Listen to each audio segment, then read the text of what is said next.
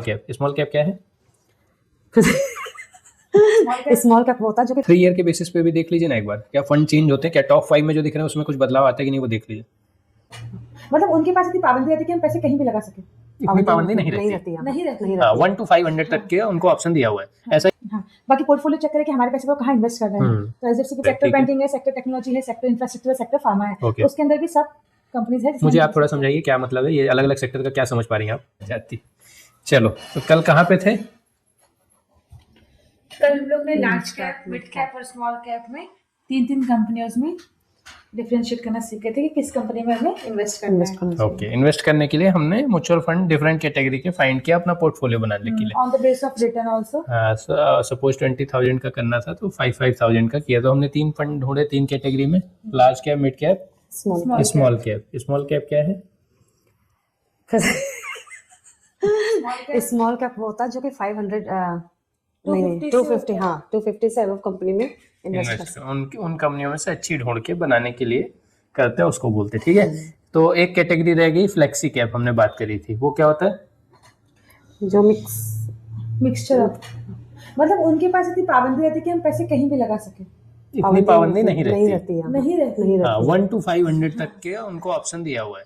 ऐसा एक multi cap fund भी है, लेकिन उसमें मिनिमम क्राइटेरिया क्या है कि 20-25% तीनों में डालना है, स्मॉल कैप, लार्ज कैप और मिड कैप। लेकिन फ्लेक्सी कैप में ऐसा कुछ नहीं है, 500 तक है, आप उसमें कहीं भी यूज कर सकते हैं। तो एक फ्लेक्सी कैप ओपन करके देखिए टॉप 3 फंड में क्या आता है।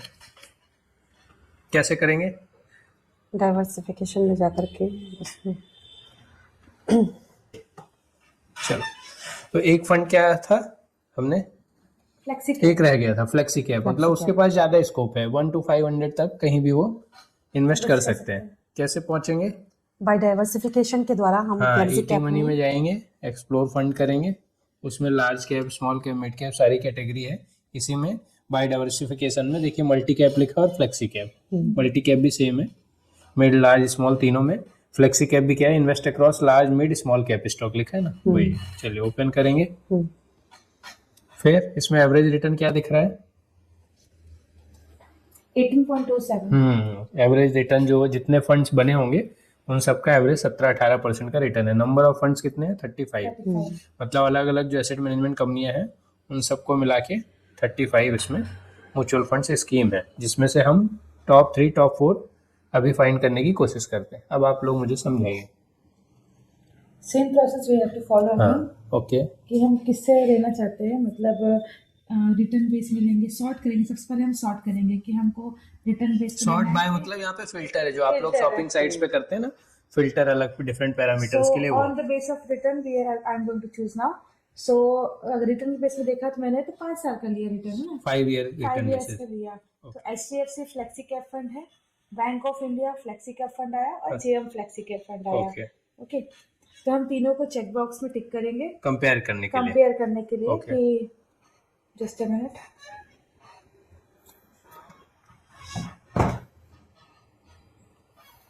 थ्री ईयर के बेसिस पे भी देख लीजिए ना एक बार, क्या फंड चेंज होते हैं, क्या टॉप 5 में जो दिख रहे हैं उसमें कुछ बदलाव आता है कि नहीं, वो देख लीजिए।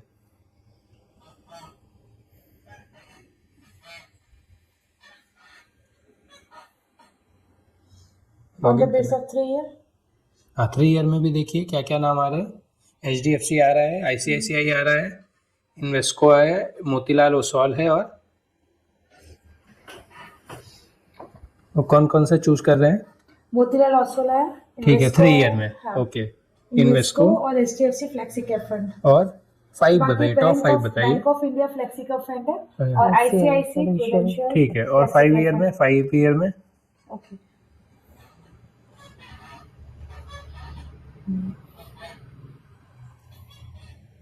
और 5 ईयर में आ रहे हैं एचडीएफसी फ्लेक्सी कैप फंड। बहुत जल्दी क्लिक हो जाता है। HDFC flexi cap fund, bank of India, JM flexi cap, Motilal Oswal. तो मोतीलाल ओसवाल दोनों के लेवल पे है, बैंक ऑफ इंडिया भी दोनों में है, एचडीएफसी भी है, तो इन 3 को करते हैं। तो चेक बॉक्स में टिक करेंगे। हाँ, ठीक है। और टिक करने के बाद हम फिर एक कंपैरिजन का ऑप्शन आएगा। अगर आपको 4th लेना है तो ले सकते हैं, Parag Parikh flexi cap fund 4th ले लीजिए, वो it is the best fund in the industry ना। पराग पारिक, हाँ। हाँ, सबसे ज्यादा फेमस, सबसे ज्यादा ट्रस्टवर्दी, मतलब फ्लेक्सी कैप में ऐसा माना जाता है कि किसमें करे तो लोग बोलते हैं पराग पारिक में जाके कर दीजिए। तो आप किसके लिए चूज कर रहे हैं? तो आपने जो 3 पहले बोले, HDFC बैंक, मोतीलाल और पराग पारिक। जेएम फ्लेक्सी में? जेएम नहीं कर रहे।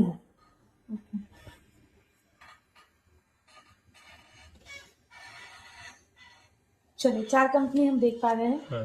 HDFC flexi cap fund, bank हाँ। Of India flexi cap fund, Parag Parikh flexi bank और Motilal Oswal okay. Flexi cap fund. ठीक है, ओके। इन चारों कंपनी में अगर देखा जाए फंड एज सबसे पहले तो 12 साल का है, 5 ईयर्स का है, फिर 12 साल का है, फिर 11 ईयर का है। सबसे कम कौन सा है? सबसे कम है इसका bank of India flexi cap fund. ठीक है, बाकी ऑलमोस्ट सारे 12-11 के आसपास हैं। ठीक है। हाँ। अगर हम फंड साइज की बात करें तो HDFC के पास 85,560 करोड़ है। ठीक है, वहीं देखिए बैंक ऑफ इंडिया में तो काफी कम है, मतलब 5 साल में इन्होंने 2000 करोड़ इकट्ठा किया। हाँ जी, और इसमें तो कुछ ज्यादा ही है 13,000 पराग पारिक। तो देखिए यहाँ पे एक डिफरेंस हमने कल सीखा था क्या, कि बैंक AUM जो है, एसेट अंडर मैनेजमेंट की जो साइज है ना, वो हमेशा बैंक वालों की ज्यादा रहेगी। लेकिन पराग पारिक ने वो झंडे गाड़े हैं इंडस्ट्री में कि being a non banking asset management company, इन्होंने इस पराग पारिक फ्लेक्सी कैप कैटेगरी में सभी को बीट किया है। ये हाईएस्ट फंड है इनके पास। ठीक है। बाकी अगर हम रिटर्न में देखें, हाँ। तो हम 5 ईयर रिटर्न में अगर देखते हैं तो सबसे कम अगर है तो वो है लास्ट वाला, जो जिसका नाम है मोतीलाल ओसवाल के पास, ओके। है ना। बाकी अगर बेस्ट में जाए तो 29.38% HDFC है। जो HDFC के पास है। रिस्क मेजर की बात करें तो जैसे हम देख पा रहे हैं 8.45 है, 5.32 है, 9.17 है, 5.56 है, अलग अलग चारों कंपनियों का। तो इसमें अगर कोई बेस्ट है तो वो है थर्ड वाला, वो है कि पराग पारिक, जिसके पास 9.17 का बोलिए measure है। रिस्क मेजर है। ओके। हाँ, और बाकी हम पोर्टफोलियो अगर देखते हैं, अगर जहाँ जहाँ वो लोग इन्वेस्ट कर रहे हैं, 9.17 का अल्फा है। अल्फा है। तो अल्फा का मतलब क्या है कि जो बेंचमार्क है उससे 9% ज्यादा ये रिटर्न दे रहे हैं।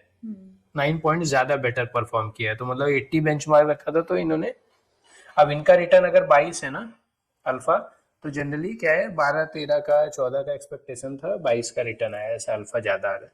हाँ, बाकी पोर्टफोलियो चेक करें कि हमारे पैसे को कहाँ इन्वेस्ट कर रहे हैं। तो HDFC की बात करें तो फाइनेंशियल में, ऑटोमोबाइल्स में, हेल्थ केयर में। पराग पारिक की बात करें तो फाइनेंशियल सर्विसेज, ऑटोमोबाइल, मतलब सिमिलरली सेम है दोनों में। बाकी अगर हम दोनों की बात करें अदर देन टू, तो कैपिटल गुड्स, सर्विसेज और टेक्नोलॉजी पे इन्वेस्ट कर रहे हैं लास्ट। तो HDFC और ये जो है मोतीलाल ऑलमोस्ट सेम है, नहीं सब में थोड़ा थोड़ा फर्क है। कोई नहीं, सेक्टोरल वाइज है। कंपनी भी है, देखिए टॉप 5 होल्डिंग्स अगर हम देख सकते हैं, क्या देख पा रहे हैं आप? टॉप 5 होल्डिंग में देखते तो ICICI बैंक है, HDFC बैंक है, एक्सिस बैंक। इसका क्या मतलब है?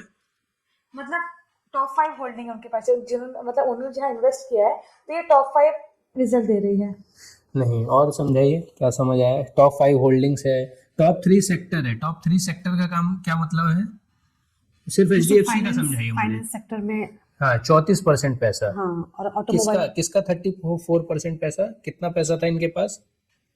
इनके पास था 85 करोड़। हाँ, 85,000। 560 करोड़। हाँ, तो उसमें से 34% पैसा इन्होंने फाइनेंशियल सेक्टर में लगाया हुआ है। फाइनेंशियल सेक्टर की जो कंपनियां हैं उसी का असर नीचे दिख रहा है। टॉप 5 होल्डिंग क्या है उसमें? टॉप में है ICICI बैंक। ICICI बैंक क्या है? फाइनेंशियल सेक्टर की एक कंपनी है। हाँ, तो उसी के सब कैटेगरी आ गया। हाँ, तो उन्होंने, नहीं इसको आपको समझना होगा, इसलिए मैं ये थोड़ा सा पॉज लेके धीरे जा रहे हैं यहाँ पे। तो ICICI बैंक में जो 85,000 करोड़ है उसमें से 9% पैसा इन्होंने ICICI बैंक का जो स्टॉक, जो शेयर लिस्टेड है स्टॉक मार्केट में, उतना पैसा इन्होंने इन्वेस्ट किया है। तो लगभग कितना हो जाएगा ये? 8,000 करोड़ के आसपास इन्होंने ICICI बैंक में डाला हुआ है, अकाउंट्स में नहीं है, शेयर में। फिर HDFC बैंक में भी ऐसे किया है, एक्सिस बैंक में भी किया है, स्टेट बैंक में किया है, कोटक में। इसलिए देखिए 34% पैसा, 34% पैसा लगभग फाइनेंशियल सेक्टर में। बहुत होता है ना, जनरली आप देखिए कितना दिख रहा है, 8%, 6%, 9% दिख रहा है, पर इन्होंने काफी मेजर इन्वेस्टमेंट होते HDFC ने किसमें किया? बैंकिंग सेक्टर में। समझ आया? और इनमें से देखिए थोड़ी और, इसका पराग पारिक का मुझे समझा दीजिए। ऐसे ही उन्होंने क्या किया है कि उनके पास 1,19,000 करोड़ है ना। हाँ, लगभग। हाँ, तो उन्होंने क्या किया पराग पारिक ने? HDFC बैंक लिमिटेड में 8.08% किसका 8.08%? किसका? बैंक का नहीं, उस फंड का जो उनके पास फंड है। तो कितने हजार करोड़ हो सकते हैं? मैथ्स कर सकते हो आप ऐसा माइंड में? 1,19,000 मतलब 1,20,000 करोड़ है उनके पास। 1,20,000 का 10% 12,000 होता है। तो लगभग इन्होंने किया 8%, तो लगभग कितना 9,5-10,000 करोड़ रुपया HDFC बैंक के स्टॉक में है। बाकी power grid corporation of India limited है। क्या है ये पावर ग्रिड, क्या है? पावर ग्रिड मतलब मेरे ख्याल से अकॉर्डिंग टू पावर ग्रिड जो पावर सप्लाई करता हाँ, है। Very good. फिर बजाज होल्डिंग एंड इन्वेस्टमेंट क्या है? इन्वेस्टमेंट बजाज होल्डिंग जो फाइनेंस वो होते हैं ना, बजाज फाइनेंस तो वाले आप एक दिन पहले दिन मुझे बोल रही थी ना कि टाटा ग्रुप है, उसकी कई कंपनी है, तो बजाज ग्रुप है पूरा, उसकी ये पेरेंट कंपनी है।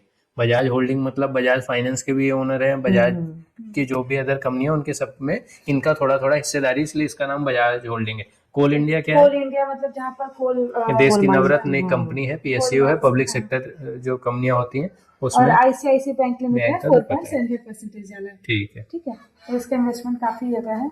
देखिए इसमें, देखिए बैंक ऑफ इंडिया में bank of India second company कौन सी लिखी हुई है? कंपनी थी ना, वेदांता। तो उन्होंने ठीक। स्टेट बैंक ऑफ इंडिया में 5% के आसपास पैसा डाला। वेदांता में 4.26% वाला है।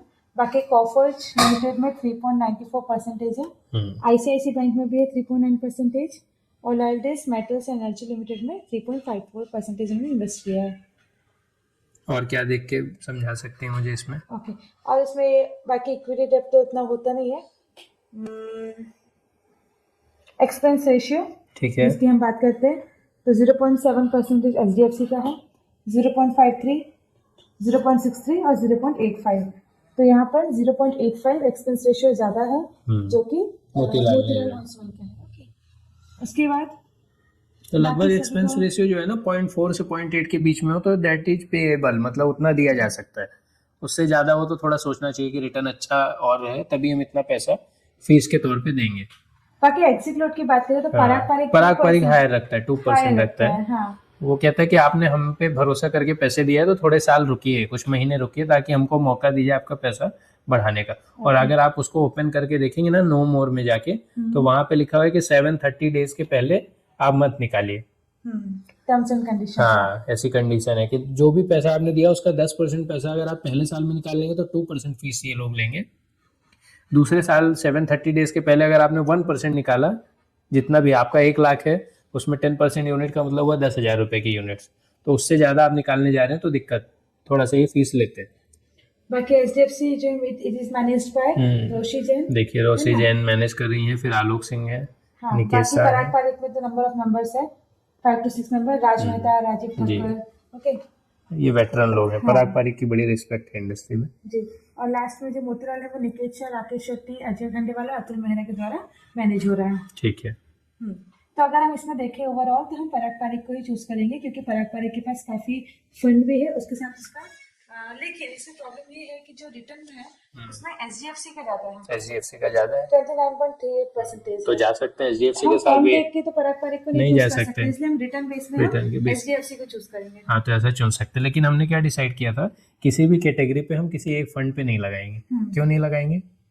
क्योंकि अगर एक बार वो डूब जाएगा फिर। डूबेगा नहीं, डूबने वाला कॉन्सेप्ट नहीं है, म्यूचुअल फंड में डूबता नहीं है। फिर दूसरा क्या हमने समझा था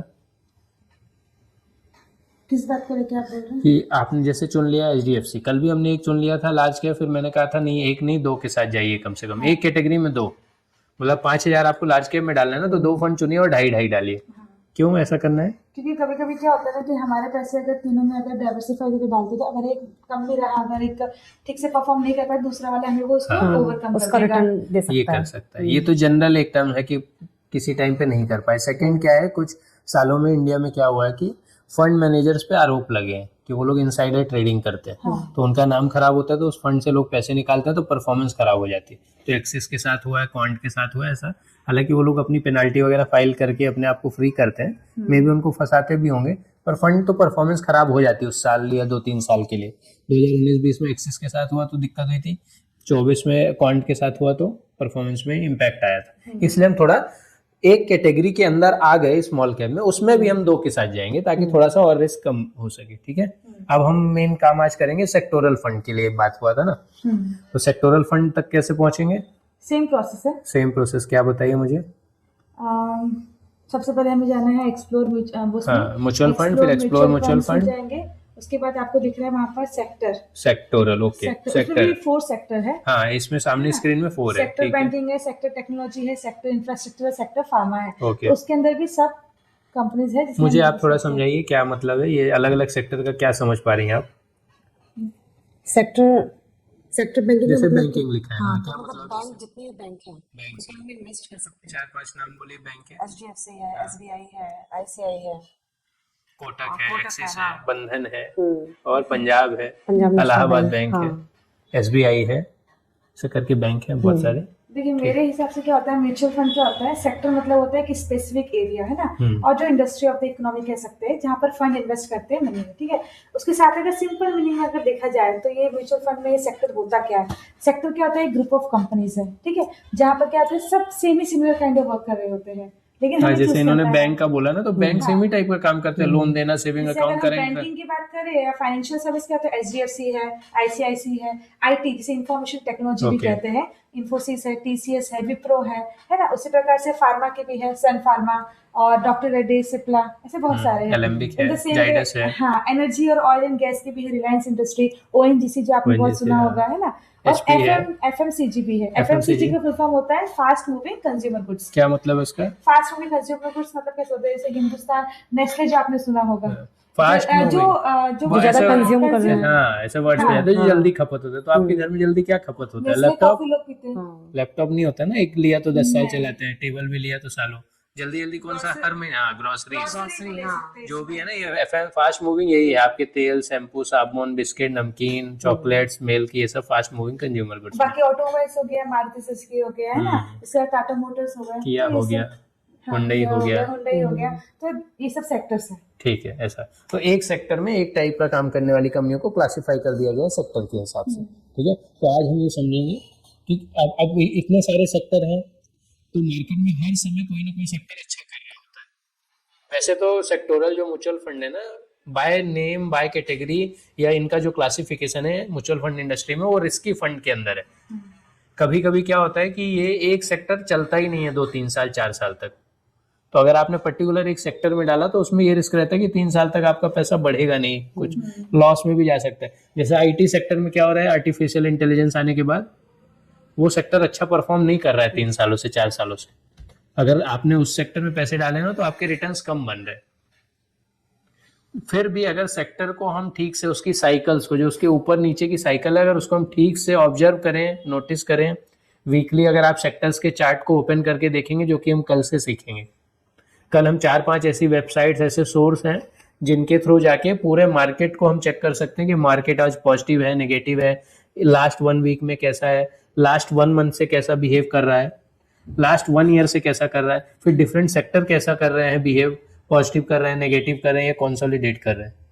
देखिए जैसे लार्ज कैप था, मिड कैप था और स्मॉल कैप था, कुछ पॉइंट्स हम दिमाग में रखते हैं कैसे इन्वेस्ट करना है, तो उसी तरीके से सेक्टर में भी कुछ चीजें हमें ध्यान में रखनी चाहिए। सब कुछ तो की पॉइंट्स तो होते हैं जो हमें देखना चाहिए। ठीक है, जैसे कि हमें कोई भी सेक्टर में इन्वेस्ट करने से पहले उस सेक्टर के बारे में जानना बहुत जरूरी है। ठीक तो है। First of all we have to understand the sector, कि वो सेक्टर है किसके बारे में, उसके साथ राइट टाइमिंग तो आप वो समझते ही वही हैं, मैं समझा रहा है था ना? आपको कि कि सेक्टर अभी का growth आईटी है, सेक्टर हाँ। 3 सालों से खराब चल रहा है, लेकिन मेटल सेक्टर लास्ट 2 मंथ से बढ़ रहा है, ऑटो सेक्टर लास्ट 2 मंथ से बढ़ रहा है। 1,47,000 गाड़ियां बिकी हैं लास्ट मंथ में। लेकिन ग्रोथ होने के बाद हम नहीं इन्वेस्ट कर सकते। हाँ, तो हमको पहले Growth होने से पकड़ना पहले है। करना है। यस, तो ये वो कहना कैसे है। पता चलेगा? आप वीकली या मंथली सेक्टर को ट्रैक करेंगे ना, तो पता चलेगा। वो चार्ट से हमको पता चल जाता है कि कंसोलिडेट कर रहा है या ऊपर जा रहा है। मतलब अगर आप अभी, चलिए कल इस पे कर लेंगे, कोई बात नहीं, नहीं तो ट्रेडिंग व्यू में जाके ना, और उसकी पॉलिसीज भी देखनी पड़ेगी ना, कोई भी सेक्टर की। हाँ, policies बहुत पॉलिसीज जरूरी क्या है? गवर्नमेंट की जो पॉलिसीज। गवर्नमेंट रूल्स है। हाँ, गवर्नमेंट क्या करती है, कई बार इंसेंटिवाइज कर देती है सेक्टर को, ये कि आप लोग अच्छा काम करेंगे। जैसे डिफेंस में किया है, PLI स्कीम लाई है कि अगर आपने प्रोडक्शन इतना कर दिया तो प्रोडक्शन लिंक्ड इंसेंटिव स्कीम्स है कि इतना पैसा हम आपको सामने से देंगे, आप लोग अच्छा काम करिए, मेहनत करिए। ऐसा करके अलग अलग सेक्टर पे देते हैं। जैसे अभी गांव में क्या है, नल लगाने हैं तो पहले डीजल मोटर होते थे, मोटर जो गांव में चलते थे वो डीजल बेचते, अब उसको सोलर में कन्वर्ट कर रहे हैं कि सोलर एनर्जी से चले। तो उसके लिए कुसुम योजना आई, सोलर पंप्स आए, तो उसके लिए जिन कंपनियों ने ये पंप वगैरह बनाया उनको सरकार इंसेंटिव देती है, पैसे देती है। तो इन जो अगर सेक्टर को ट्रैक करना तो क्या हम न्यूज में ट्रैक कर हाँ, सकते थोड़े हैं? न्यूज ट्रैक कर सकते हैं, लेकिन देखिए अच्छा क्या होता है, अगर आपके पास टाइम कम है ना, तो आप सिंपली वीक में आइए और चार्ट देखिए एवरी वीक, तो उसमें पता चलता है। आप देखिए म्यूचुअल फंड में आ रहे हैं, आप इंडिविजुअल स्टॉक्स में नहीं। इंडिविजुअल स्टॉक्स में हर दिन हर घंटे की न्यूज मायने रखती है। कई बार कभी हमको पता चला कि प्रमोटर ने चोरी कर ली, लोन लिया और बैंक का डिफॉल्ट कर दिया, वो जिस घंटे पे न्यूज आएगी ना, आधे घंटे में स्टॉक गिर जाएगा। आपको, आप स्कूल में टीचिंग कर रहे हैं, आप शॉपिंग कर रहे हैं, उससे स्टॉक्स को कोई लेना देना नहीं। वो स्टॉक उस दिन गिर जाएगा और आप लौट के शाम को या दूसरे दिन देखेंगे 30-40% पैसा लोग निकाल चुके होंगे। आपने 100 रुपए में खरीदा होगा तो आज उसका प्राइस 60 रुपया हो जाएगा एक शेयर। लेकिन म्यूचुअल फंड और सेक्टर इतनी तेजी से नहीं गिरता है। तो आप वीकली भी अगर बैठ के देख पाएंगे तो काफी हेल्पफुल हो जाएगा।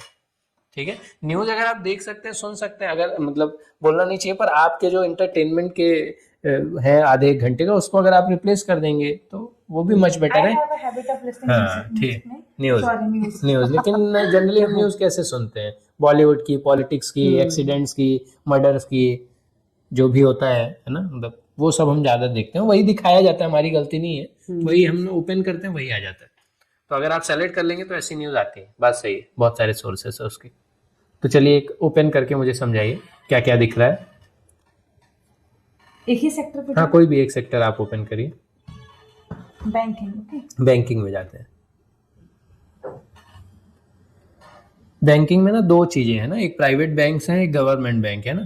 तो public sector banks, PSU banks हो गए, और फिर प्राइवेट बैंक्स है। इसका एवरेज रिटर्न है 19.5% and Very good. Total number of जो फंड्स हैं अवेलेबल हैं ईटी मनी के अंडर में, वो 17 है जो हमको ऑफर है। On the base of return, okay, हम डाइवर्सिफाई करेंगे और 5 ईयर का ही देखेंगे, ठीक है, ओके। इन्वेस्को आ रहा है, देखिए तो इसमें 5 ईयर का रिटर्न क्या दिख रहा है लगभग? 5 ईयर का रिटर्न, हाँ, जो भी आप ऊपर से पढ़िए, 19%, हाँ, 18%। 19.40, फ्लेक्सी कैप में क्या दिख रहा था फ्लेक्सी कैप में जब हमने देखा था? 26, 22 है ना, तो इससे ज्यादा था ना। तो कई बार सेक्टोरल फंड्स कम देते हैं, फ्लेक्सी कैप में ज्यादा डाइवर्सिफिकेशन, ज्यादा अपॉर्चुनिटी है, नंबर ऑफ कंपनी सेलेक्ट करने की, तो उसमें थोड़े से रिटर्न ज्यादा अच्छे आ जाते हैं। फिर भी हमको एज अ एक्टिव इन्वेस्टर अगर वीकली भी आप ट्रैक कर सकते हो तो हमको ढूंढते रहना है कि ज्यादा बेटर रिटर्न कहाँ मिलेंगे, वहां पे लमसम कर दिया, एसआईपी बढ़ा दी, ये सब चीजें जैसे जैसे एक्सपीरियंस गेन करेंगे तो हो सकता है। तो 3 ईयर के बेसिस में और 5 ईयर के बेसिस में सेलेक्ट करते हैं। 5 ईयर में 3 कौन सा आ रहा है आपका? इन्वेस्को, एसबीआई, निप्पॉन, सुंदरम, 4 तक देख लीजिए। फिर 3 में जाके नहीं, सेलेक्ट मत करिए अभी, बस 3 में क्या है? एसबीआई है, इन्वेस्को है, मिराय है, टाटा है। आप देखेंगे 5 ईयर के बेसिस में ना SBI, Mirae, okay, SBI, Nippon, Sundaram था, पर 3 ईयर के बेसिस में सुंदरम है नहीं है। 1 ईयर के बेसिस में तो बहुत सारे नहीं होंगे, एकदम बदल गया। देखिए क्वांट का आप देखिए 1 ईयर का लगा के, रिटर्न में, हाँ, रिटर्न्स के जहाँ पे नंबर ऑफ ईयर्स है ना, 5 ईयर, 3 ईयर, तो क्वांट का 1 ईयर का लगाइए। ओके, 1 ईयर है ना, उस पे देखे तो कौन नंबर 1 पे आ गया, 27% का रिटर्न आ गया।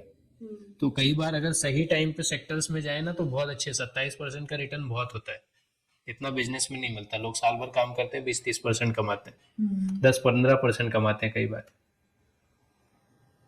ठीक है, चलिए तो 3 और 5 ईयर के बेसिस में जो फंड्स मिल रहे हैं ना, उनको जाके थोड़ा ओपन करके देख सकते हैं। 5 ईयर के बेसिस में ही करिए, कोई बात नहीं। 19 क्वांट, एक काम करते हैं, 5 ईयर की बेसिस में इन्वेस्को है, एसबीआई बैंकिंग है, निप्पॉन है और सुंदरम फाइनेंशियल है। ठीक है, चलिए ये टॉप 4 जो है ना, इनको आप सेलेक्ट कर लीजिए, कंपेयर करते हैं।